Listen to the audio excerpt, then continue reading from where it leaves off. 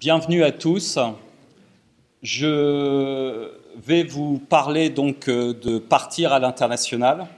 Alors la première chose dont je voulais vous parler, c'est pourquoi. Pourquoi faut-il partir? Alors, vous avez une photo là derrière moi qui date, c'est Versailles au XVIIe siècle.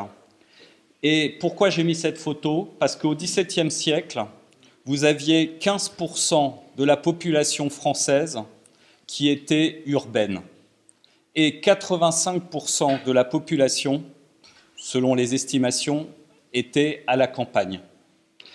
Et aujourd'hui, vous avez à peu près 5% de la population française qui est recensée à l'international, à l'étranger, inscrits dans des consulats, c'est-à-dire ce sont des gens qui sont vraiment partis, et on estime qu'il y a peut-être 2 à 3 fois plus de Français qui sont à l'étranger, globalement. C'est-à-dire que, comme au XVIIe siècle, aujourd'hui, le village, c'est la France, et, on va dire, l'international, vous voyez, à l'époque, partir, c'était partir du village, aller à la ville. Et aujourd'hui, le nouveau territoire, c'est l'étranger. C'est quand même un changement en 300 ans.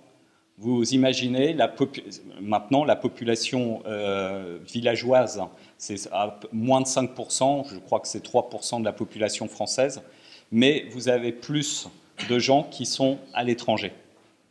Donc, on est dans une dynamique, on est dans quelque chose, on ne va pas revenir en arrière.